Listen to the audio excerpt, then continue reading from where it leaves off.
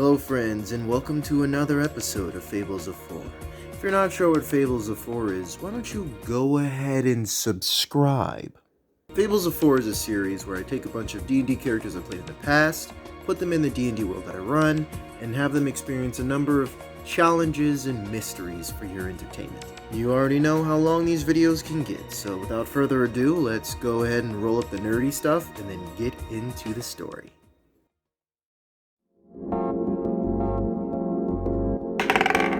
Four, 8, 2, 1, 3, 9. Today's region is Cloudfield. This region earned its name from the thick fog and mist that rises from the mountains after heavy snow or rain. This is due to high magical and geothermal energy.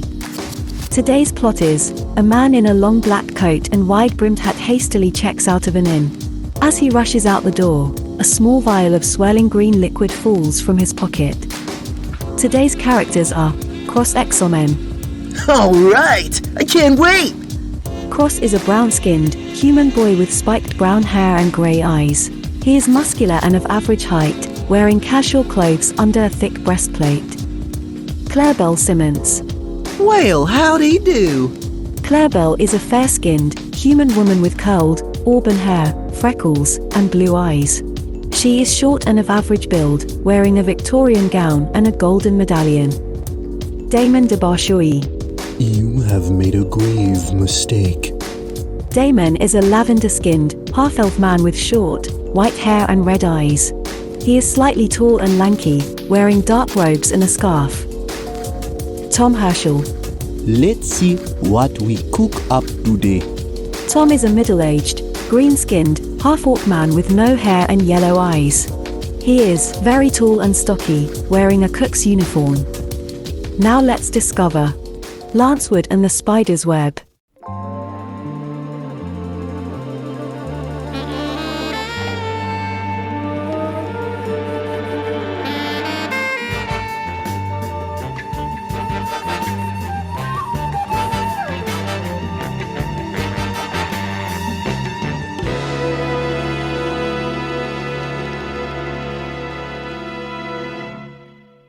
Cross-Examen, a senior from the Swordwell Academy of Nelder, waits patiently at the tavern. He is surrounded by adults and alcohol, two things he isn't very familiar with. He visited the city a week ago to put up flyers requesting the aid of an adventuring party. They should be arriving any moment now. As he is sitting, waiting, he notices a strange man descend the stairs from the second floor of the inn. The man wears a fancy, wide-brimmed, black hat with a black cloak to match. He checks out with the innkeeper, then sweeps out of the door. Cross notices a small vial of greenish fluid slip out of his pocket and thump on the doormat. Yo, mister, you dropped your... But the man, who had just walked out the door seconds ago, is nowhere to be seen. Without any better idea, Cross picks up the vial and goes back to his seat. No one seems to pay him any attention. After a few more moments, someone enters the tavern, spots him, and saunters over. You must be Cross X-Men, right? Yeah, you bet. And who are you? My name is Clarabelle Simmons. Pleasure to meet you, Cross. The two shake hands, and Clarabelle sits down at Cross's table. So, what made you want to call together an adventuring party? You were pretty vague in your bulletin. I heard there was a scary monster in town, and I'm gonna beat it up. Right. Now, what exactly is this monster?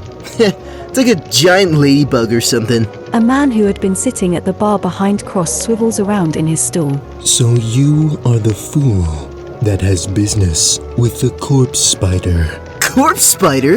Yes, Vinara is its name.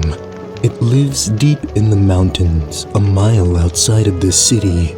Legends tell of an acrid abomination, a massive, pale arachnid with the face of a demon and 6 eyes like pools of flaming blood. What business do you have with it? Yo, that sounds sick! I'm gonna go beat it up as part of my list. List? Yeah, this thing here. If I get a row, I get my degree. But if I clear the board, I become a Bladeworks Grandmaster. And I won't stop until I become one, no matter what. It says there you've done a year of military service? Yeah, I was mostly cleaning the barracks and helping the blacksmith, but it still counts. And did you forge that strange flower sword you have there?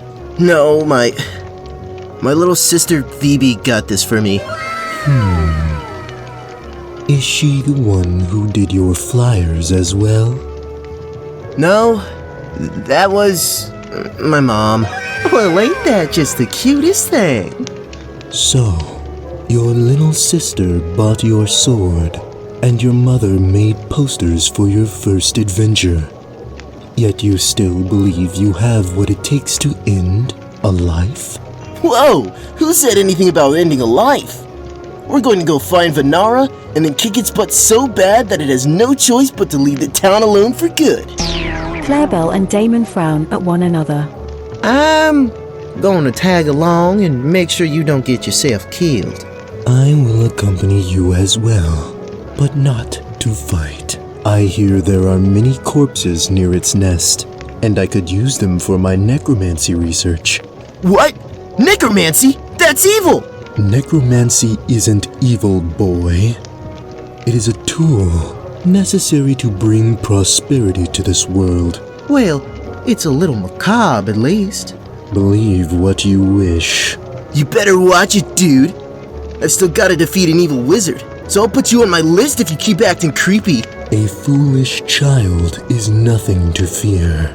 I don't believe we caught your name, mister. I am Damon Arson de Boucherie. My, what a unique name. Your initials spell Dad.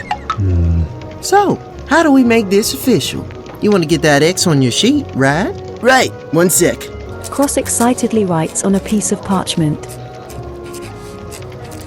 There, just put your name down and we're good to go. Well, probably, Dad wasn't paying attention.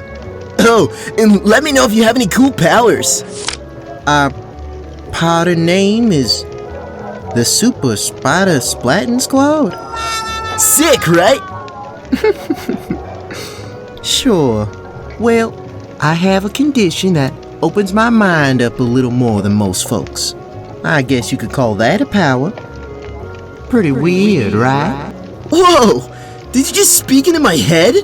Clarabelle nods and giggles as she picks up the pen and writes her name. I just like to adventure around and meet new folks. There's a particular person I'm trying to run into, a man in a wide-brimmed hat, but he's been rather elusive. Wait, does he also wear a dark cloak? And his hat's kind of fancy with a blue feather on it? Why, yes, that's him all right. Have you seen him? Dude left about 10 minutes ago and just kind of disappeared. He left this behind though. Cross produces the vial of green liquid. Clarabelle takes it from him and examines it. Interesting. Do you mind if I head to the potion shop with this before we visit that spider? Maybe we can have this examined. A ghostly skeleton hand appears from thin air and writes Damon's name down for him. We will need to visit the potion shop either way, as we will need health potions for the boy. Psh, please. I can beat a dumb spider with one arm tied behind my back. A waiter hurriedly approaches the table, placing down 4 plates stacked with food before taking a seat himself. Sorry about the wait. I wanted to make some jollof rice with goat meat, but I did not think there would be so many of us. The waiter spots the party member sheet and quickly writes his name down. The strike which had formed on Cross's sheet magically becomes an X. Right. Welcome to the squad. Tom? Oh yes, my name is Tom Herschel, but you can call me Uncle Herschel, or just Uncle if you like. Oh, I can tell you all are Cross and his adventuring party. Yeah. Great, and I am guessing we are going to Vinara. I have only been here for 2 weeks, but I think that is the only monster around. Yep. We're gonna stop by the potion shop first though. Why are you interested in joining the party, Tom? I wanted to visit Vinara and gather ingredients for my new recipe. I remember you mentioned making this jollof. Now you're going out for a recipe. Are you a cook, Tom? Yes. Well, I'm something of a cook myself. Maybe we should make a meal together sometime. Great. The party digs into the delicious meal. Soon after, a lean, middle-aged, human man approaches the table. He has blonde hair and blue-grey eyes, with earth-toned commoner clothes, an apron secured around the waist, and a chef's hat on his head. Mr. Innkeeper, thanks again for letting me earn some coins over the past 2 weeks. Of course, Tom. Say, you all look like an adventuring party. Astute observation. Well, feel free to stay at the tavern for as long as you like. Rooms are a silver a night. If you're looking for a true adventure, though, one of you can stay in the haunted room for free. It's vacant now that the big hat fella left. Clarabelle narrows her eyes in interest. A haunted room? That sounds sick. I'm in. Very well. The rest of you are staying with Tom, or do you need rooms too? I'll go ahead and get a room for myself then. I have my own sleeping arrangements. Thank you for your consideration. For sure. Enjoy the meal, and I'll give you keys when you check in for the night. The innkeeper leaves, and the four make small talk as they finish the food. The city potion shop reminds Cross of a library, but with colourful flasks in the shelves instead of books. The air tastes like chalk, and sourceless music floats softly overhead. None of the potions seem to have any labels, just blank white stickers across the front. A chicken with glasses and a moustache scuttles up to Cross. Whoa! And who are you, little dude? The chicken sits on Cross's foot, and he kneels down and pets it for a little bit. A kooky old gnome man with a long white beard and green eyes hobbles up to them, his bare feet slapping against the hardwood floor. Several potions clink on his vest, and his shabby cape sways in tandem with the bobbing of his cone hat. Oh, hey there, kids. Welcome to the Potion Ocean. I'm the Potion Master, and there's my chicken Marty. Natural one. The potions are all very pretty colors. Yes, the shop is pleasing. But there are no labels on any of these bottles. How do you tell which is which? I've got a mind like a steel trap. Every potion expert knows the potions they make just by sight. Also, I had a system that made all the labels disappear whenever I left for the night, but it stopped working a few months ago. I gotta get that fixed. Yo, your hat's shaking. Oh, yes. This here's my little bat friend, Eveney. The potion master raises his hat. A tiny bat hangs upside down from the inside, smiling warmly. This place is rad. Cross stops petting Morny and goes to stand, but the chicken gives him a light peck.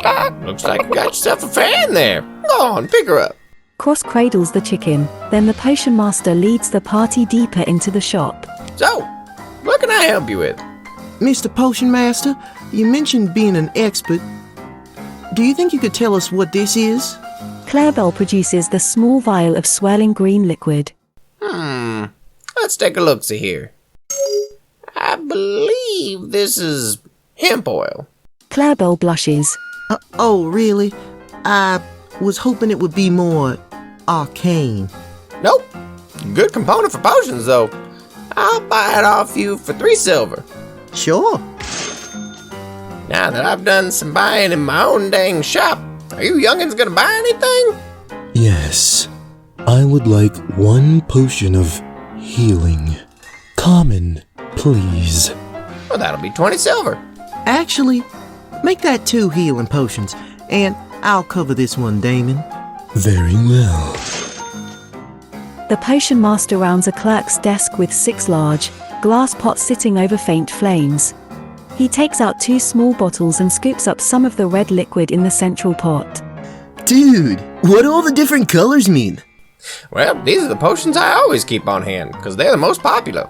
Red is healing, red-orange is fire farts for a minute, don't get those mixed up. Silver gives you really cool backflips for 10 minutes. Purple makes you taller for an hour, and silver white calms you down for 10 hours. Backflip potion? I'll take one. 15 copper.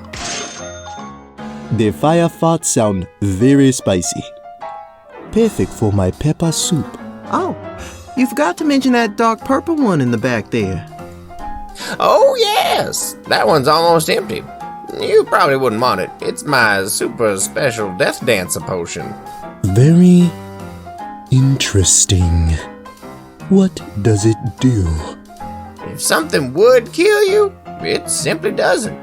You can resist one killing blow or even an instant death spell. Whatever it is, you'll survive it. Whoa, that's sick! How much for one of those? 8 platinum. Good, dude. What? 8 platinum. And it looks like that's the most popular option. You must have some clients with some deep pockets, Mr. Potion Master. Yep. Politicians like potions as much as the rest of the average Joes. Really? I didn't know there were so many politicians in the area. Oh no, people come from all around to shop at the Potion Ocean. Clarabelle looks around. The few shoppers she does see look fairly local and of average social standing. Well, we better get ourselves out of here before I end up bankrupt. All right, come back whenever. We open at sunrise and close at sunset. Cross puts down the mustache chicken and waves as the party exits. As soon as they get outside, Cross does a backflip. He completes it with impressive grace and gets a few claps from passers-by. What was that about? I wanted to do a backflip before I tried the potion and then after to see if it actually helps. Maybe we should hold off on the potions for now. Something about that shop feels weird. He has a powerful potion that can cheat death, yet it sells with frequency. Who gambles that often with demise? Maybe there are a bunch of adventurers that come by. We're adventurers after all. Cross. The potion is 8 platinum. I know you're just getting out of school, so maybe you might not understand. How much did you make working for the military? A copper a day. So Cross, that death dancer potion costs over 20 years' wages. Hope we don't need it then. Let's go beat Vinara. Cross excitedly sprints down the street, only to stop after a few yards. Yo, does anyone know how to get to Vinara's place? Cross, wasn't this your idea to start off with? Yeah, but I'm from a few towns west. I don't actually live here. I have only heard legends of Vinara. I am from the east. I am from Sedia Playa. Goodness gravy. Y'all are just a trip. Here, I'll ask someone. Clarabelle spots a nun of Bahamut tending to a garden outside of a chapel. She is an older, half-elf woman with milky eyes and pale skin. Her dark habit has small bits of brass filigree gleaming on it. Clarabelle approaches her and Damon follows. Tom cheers Cross on as he continues to do backflips in the city square. Yeah.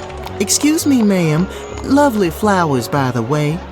I was wondering if you knew how to find Vinara, the local monster. My friends and I are new here. Oh my. Vinara is a mile south of the village. There are warning signs everywhere. You won't be able to miss it. The creature is said to wake at midnight and go to sleep at noon, so now should be a good time. Thank you very much, ma'am. Are you and your friends adventurers? Why, yes we are. Be warned. Some parties have gone to Vinara and have not returned. Others tell all sorts of outlandish tales about the creature. It is said to have daggers for fangs and eyes like fiery blood. And it can even speak. It can speak? Like common, the language we're speaking now? So I've heard. It uses its voice to lure people deeper into its cave. This should be rather interesting then, shouldn't it, Damon? Perhaps. Say, good elder, is there anything else we adventurers should know? Well, try to avoid sleeping in the haunted room at the Lancewood Inn.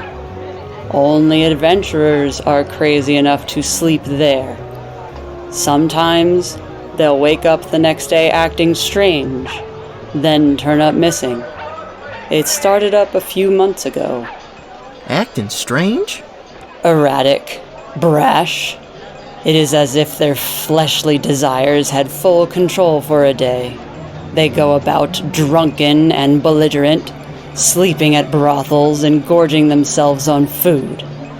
getting into fights and all sorts of trouble.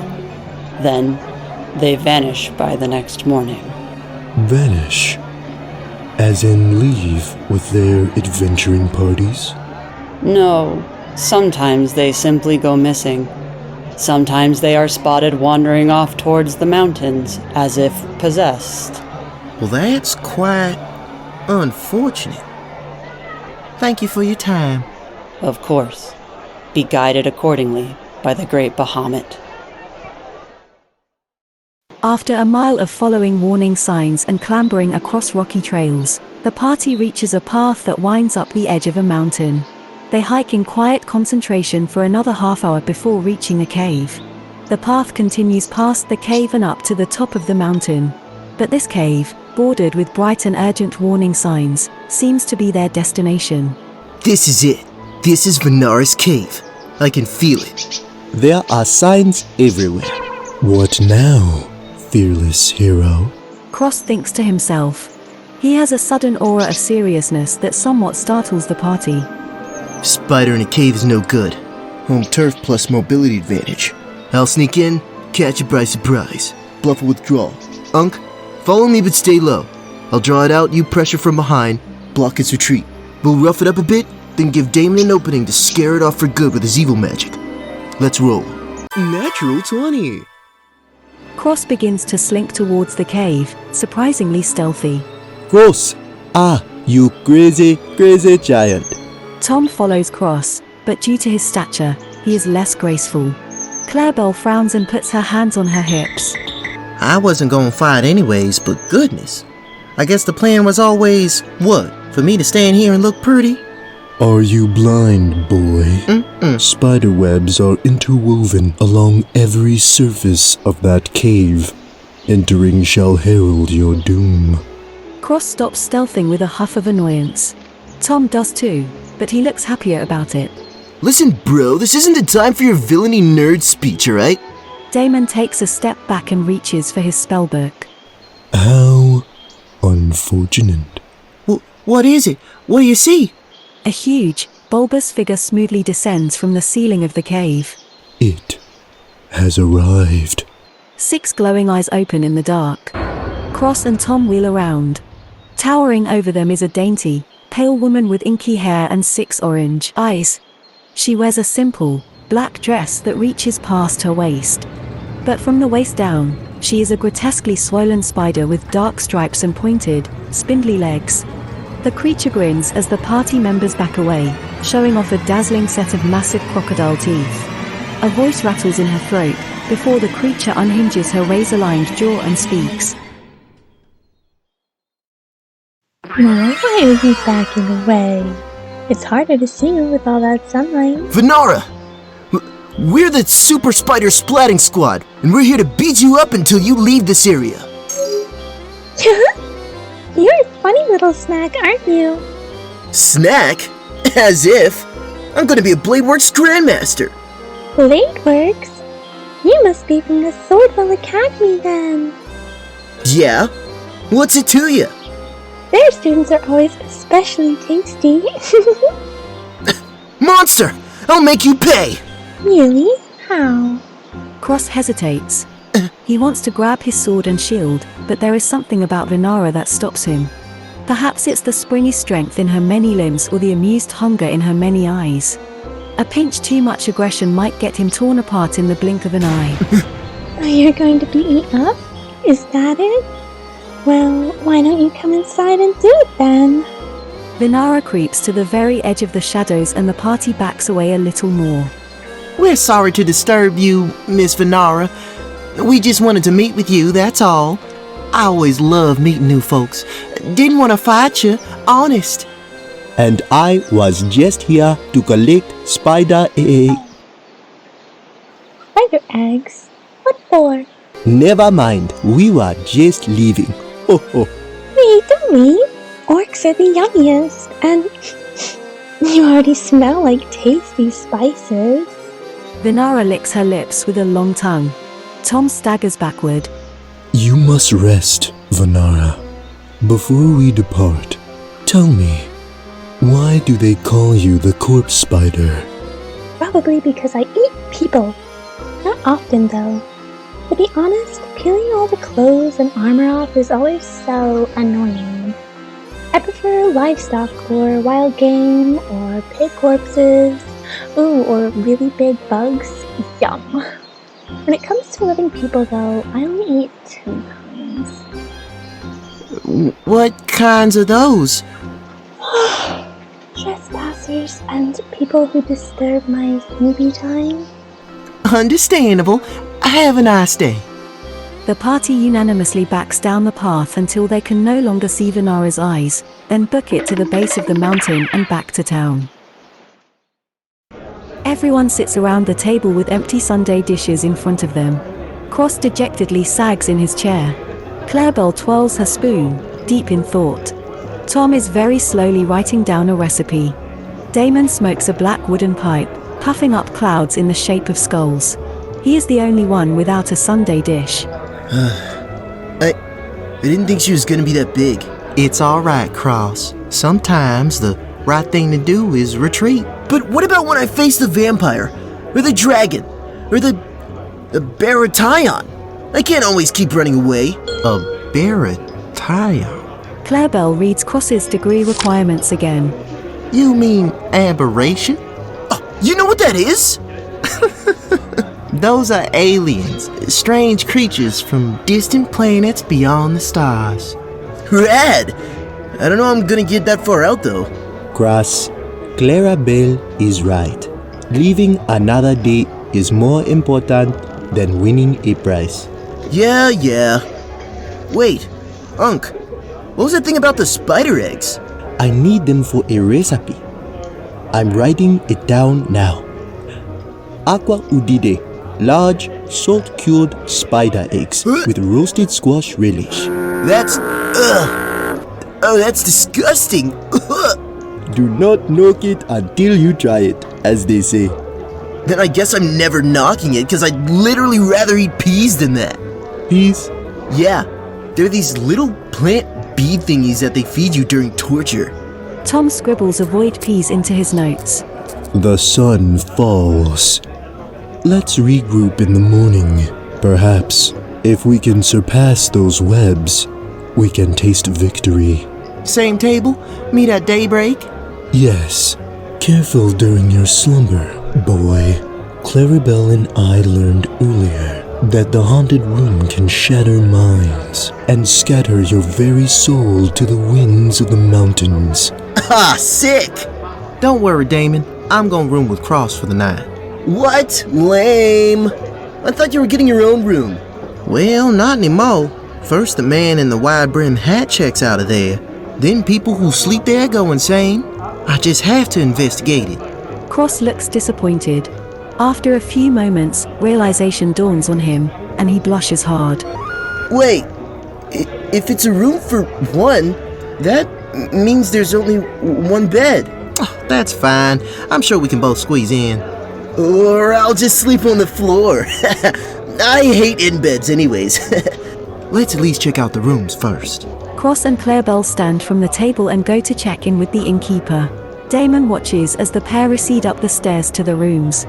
After they disappear, Damon and Tom sit in silence for a moment. May I stay with you, Tom? Of course, Damon. I figured you had no place to go. It's just Damon, without the I. More silence between the men. Damon smokes and Tom finishes his recipe. I plan on returning to Vinara tonight. And I am coming with you. Why? Because maybe I can grab some spider eggs while Vinara is gnawing on your bones. I wish to learn more about what Vinara mentioned. Pit corpses. It would be best to travel without the humans. They cannot see as well in darkness as we. Give me an hour to make some tasty treats.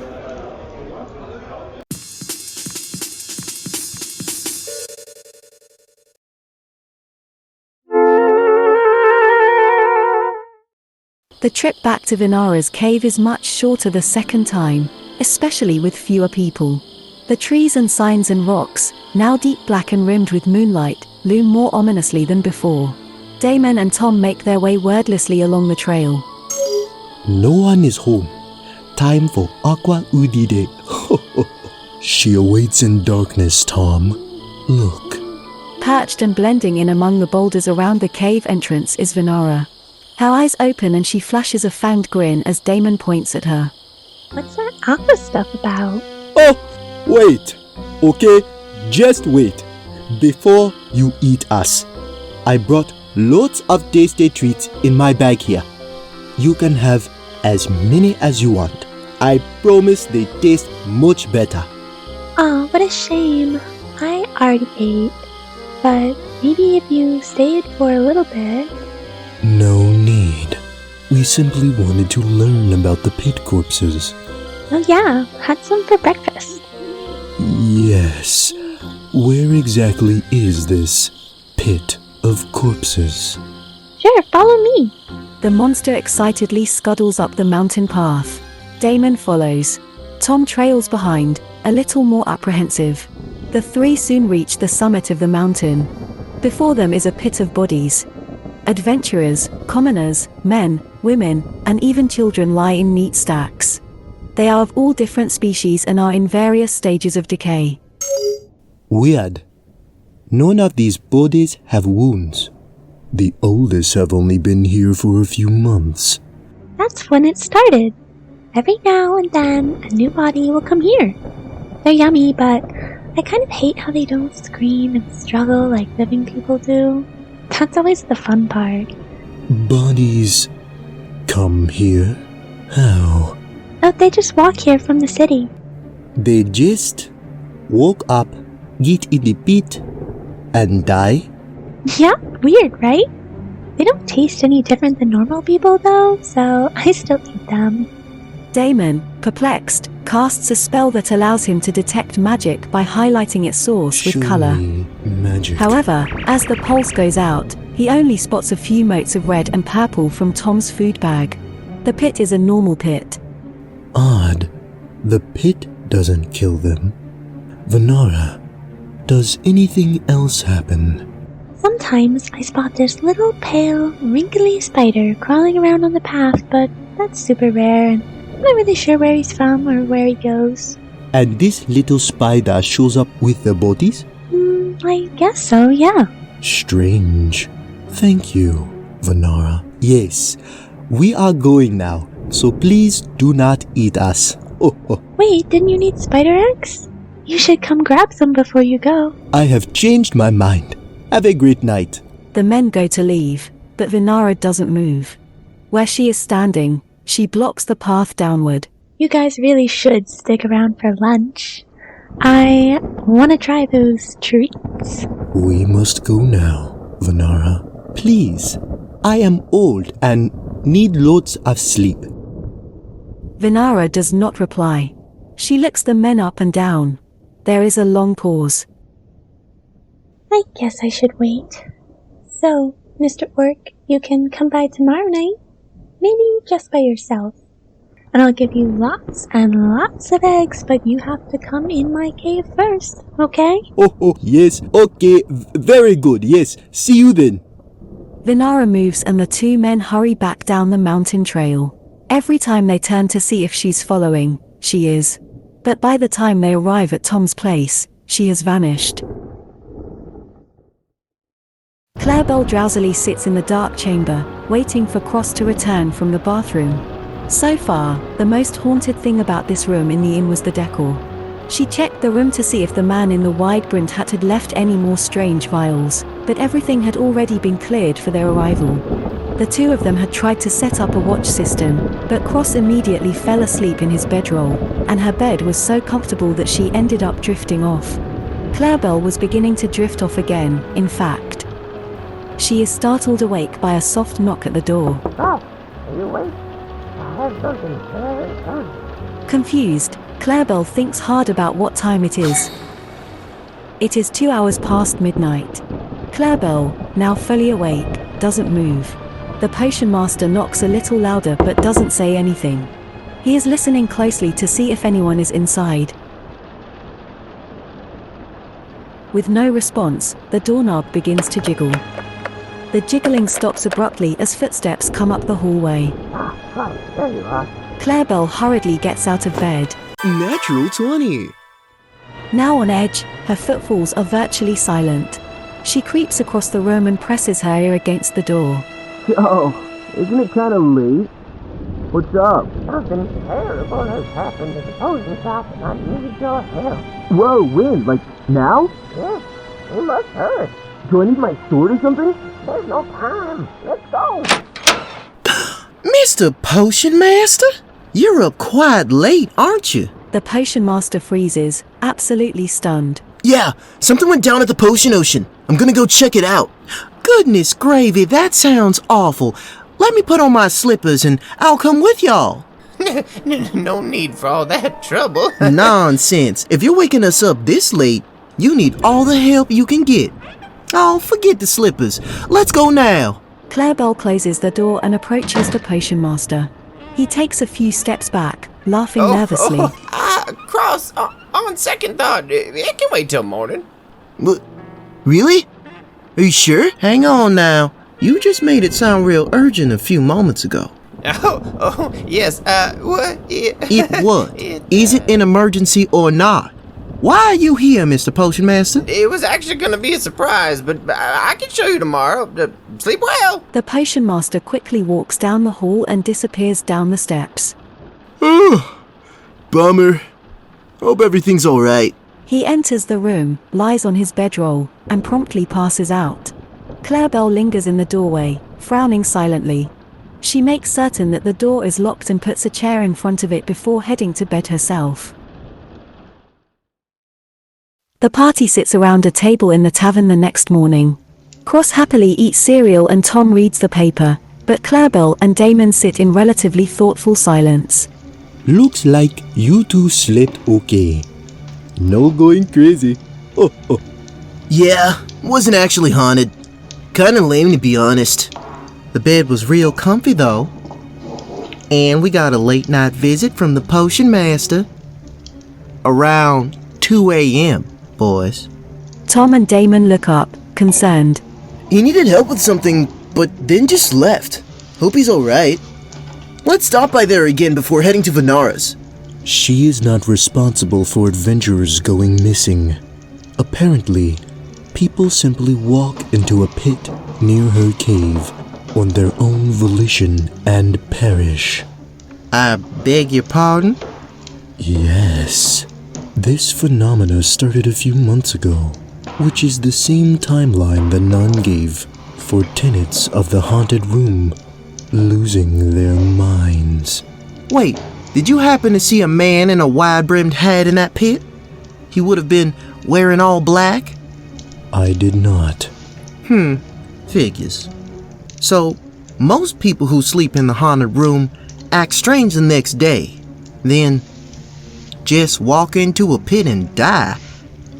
And the only odd thing about the haunted room was the visit from the Potion Master. Why don't we go see what he's up to? I'll make us food, and I will have some spells prepared.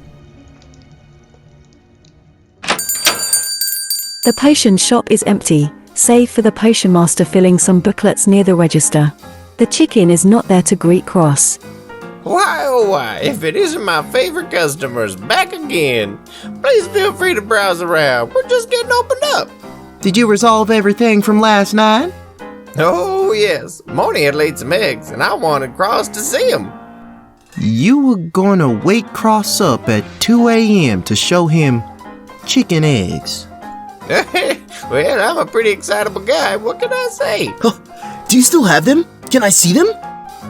Nope, sorry. I sold them at the farmer's market this morning. Mr. Potion Master, how did you know where Cross was staying? Well, I figured you were all adventurers. You would stay in the Lancewood Inn, and a swordsman as brave as Cross would no doubt challenge himself with the haunted room. Clarabelle watches the potion master in long silence. Damon opens his spellbook and casually begins flipping through. Tom stands in front of the door.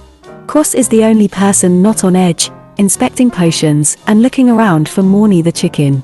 After a while, the potion master looks exasperated. Are you three just gonna stand there, or are you gonna shop? I'm running a business here after all. Kids these days. You're right. We'd better be on our way. Thanks for all your help, Mr. Potion Master. You know what? I don't think I caught your real name. Clarabelle touches her medallion. Natural 20. Her consciousness tries to brush the potion master's, but it only grasps one word from his surface thoughts before being repelled by an unnaturally cold mental wall. The potion master blinks and looks around, confused. Yeah? Well, anyways, my name's Gimble. Gimble Bottomwine. Huh. Now that is quite the mouthful. Gimble Bottomwine's a mouthful? Not quite. Forgive me, my deep speech is a little rusty, but the name you thought of when I asked you that question was Chochazox. Quite the mouthful if you ask me. Deep speech. That is a rather esoteric language for a commoner to know. I picked it up around the same time I got my condition, but in all my adventures, I've never met a gnome with a deep speech name. Have you, Mr. Bottomwine? The potion master does not reply. He pauses for a moment before preparing some feed in food bowls. Morny the chicken and Everneither bat appear from the back room, voraciously eating the feed. What's so bad about deep speech? Sounds rad. Deep speech is the language of aberrations, boy. Wait! Those are the alien star monsters. Why would he have that name in his head? Is he an alien? Perhaps. He could be a shapeshifter, running experiments on isolated inn tenants and controlling their bodies. The original potion master is likely dead. Fascinating. This isn't the time for your dumb villain stuff, Damon. The potion master begins sorting through more ominous-looking potions. Potions without labels. Oh my stars. It all makes sense now. See? Clarabelle knows. Those potions? Their labels are blank whenever Gimble is gone, right? And they have been blank for a few months. And the haunted room started corrupting people a few months ago. And the pit of corpses near Vinara started a few months ago. I see. So this creature must be a body snatcher, an intellect devourer. The potion master pauses, his eye twitching, before he continues to sort potions. The forms of his pets are beginning to shudder as they eat. Intellect devourer? Small, crawling brain creatures from the distant stars and the depths of the Underdark. They cannot feel emotion, pleasure, or pain. They must steal bodies to soothe the void. They know whatever their hosts knew, and feel whatever their hosts can feel. So this thing is in Gimble's head? Gimble is gone. When devourers claim a body, they learn its past before consuming its brain, taking its place. That is why the potion labels never reappeared. The mind of Gimble never returned. So this thing has been riding around in Gimble's corpse and stealing people's bodies. It treats them like toys before dumping them, brainless, in Vinara's pit. But shouldn't Gimble's body be decayed like the rest of them by now? Yes, as the body quickly expires if it is left with an empty head. That is, unless one were to have a potion that could circumvent instant death, like the Death Dancer. Damon, you say the intellect devourer looks like a crawling brain. Maybe that is the weird, wrinkly spider Vinara saw crawling around whenever the bodies came to the pit. Likely. The devourer could use a body to get to the pit, but it would have to crawl back to town on its own. But why go to the haunted room for bodies? You'd likely bribe the innkeeper for a copy of the haunted room's key.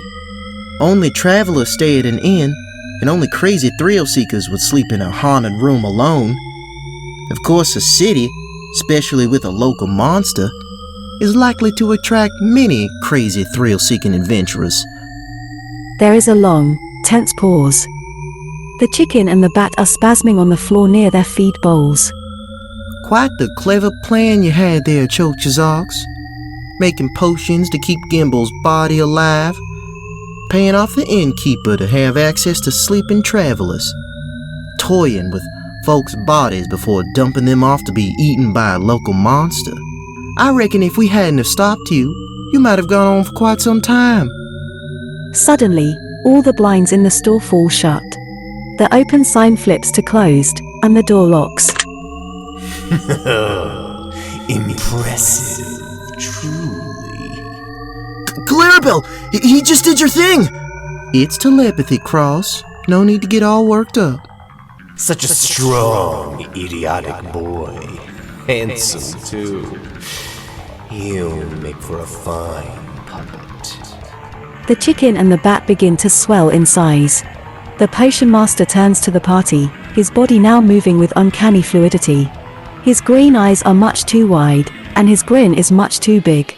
It's a shame it has to end this way.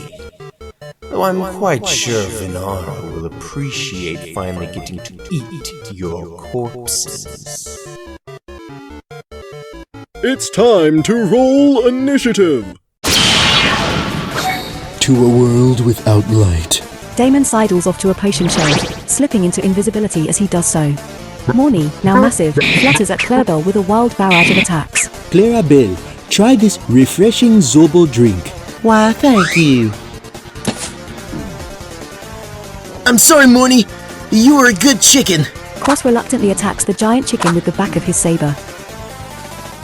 You best get out of our way, Morny. Clarabelle's gaze hardens into something intimidating. Eveni the giant bat spots Damon with its echolocation, swooping in to bite him but being deflected by magic. Kids, these days. The body of Gimble bounds forward before chugging a golden potion and breathing out a cone of fire. Very well. I know what I must do.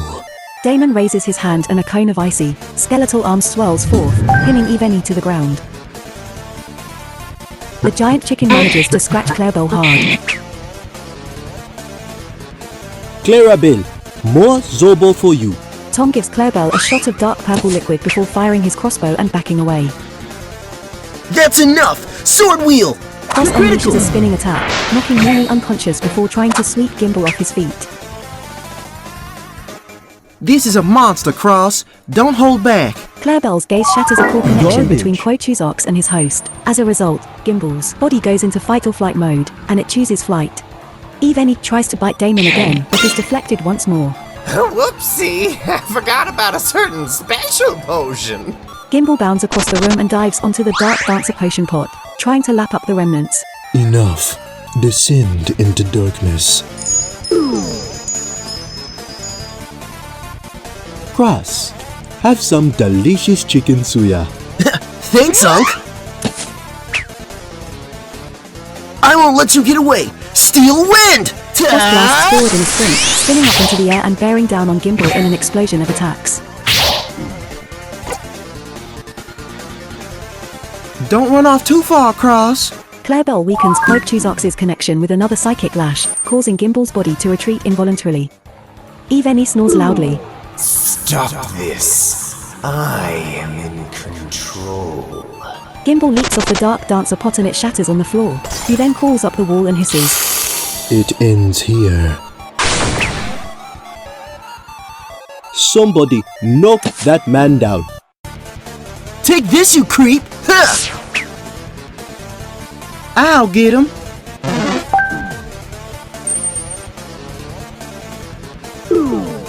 This body is far too... Gimble leaps down from the wall, darts across the room on all fours, and tackles Eveni awake. Let the bitter cold consume you. Another swirling torrent of icy spirits consume Eveni and Gimble. The giant bat is frozen stiff when the snow settles. Gimbal is moving too fast. Stop running around so much. Rest in peace, Mr. Bottom Wine. With a psychic pulse, Gimble staggers back, blood pouring from his eyes and wounds. But instead of falling, he smiles. I'm not finished. Gimbal drinks another golden potion and breathes a roaring flame of fire. Cross deflects it with his shield, but Damon is swept away by the rushing flames and collapses in a smoky heap. No! Die, you foul beast! Tom runs in front of Damon, stabbing at Gimbal. You'll pay for that! Volcano strike! Cross slashes upward, throwing Gimbal off his feet. As the gnome's body hits the floor, its head splits vertically down the middle, and a bloody, pulsating brain crawls out of its face. Don't let it into your mind! Clarabelle pours a red potion into Damon's mouth and he coughs awake. Give me your body, child. The creature tenses up and Cross closes his eyes, putting his whole willpower into resisting. Your greed shall be your undoing. Damon hits the brain with a beam of green energy. Critical! Its veins swell and turn black. Enough, you freaky monster! Tom fires at the brain and hits a nearby shelf. The force knocks a flask onto the creature and acid pours out onto its flesh. The creature screeches as it rolls and dissolves into a pinkish-grey puddle.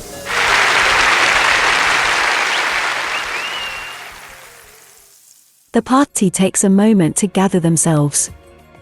Everybody alright? I just saw a man's head split open and a brain covered in eyeballs crawled out of his face.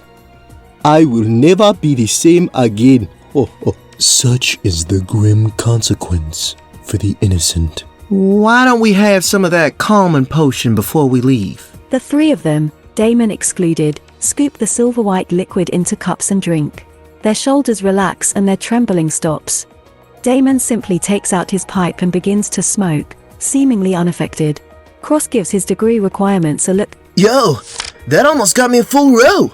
Red! You did an excellent job too, Cross.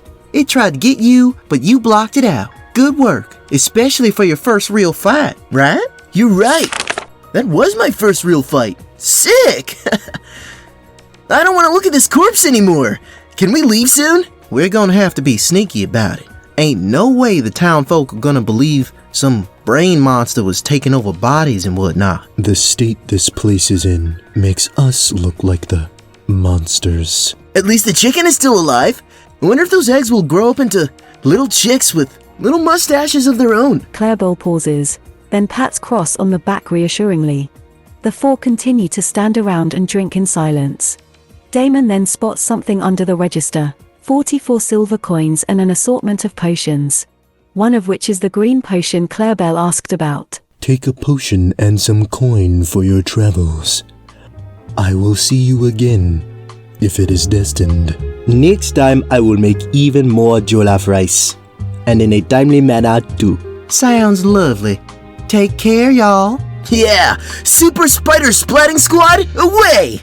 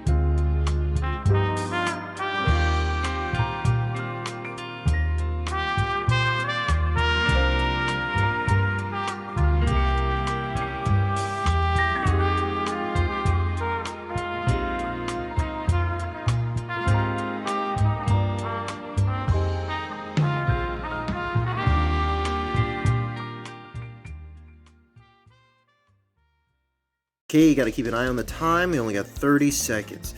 Starting off, do you draw the art? No. I cannot draw. I get the art outsourced to my boy Nicholas Alex, and then I do the coloring. Secondly, are these actual stories? Kind of. Everything, all the rolls are straight. I don't fudge any of the rolls, which makes all the crits crazy. Critical! Closes his eyes, putting his whole willpower. Critical! Its veins swell brain and hits a nearby. But I didn't play these with others. And thirdly, I don't have enough time for a third one, so I'll see you next time!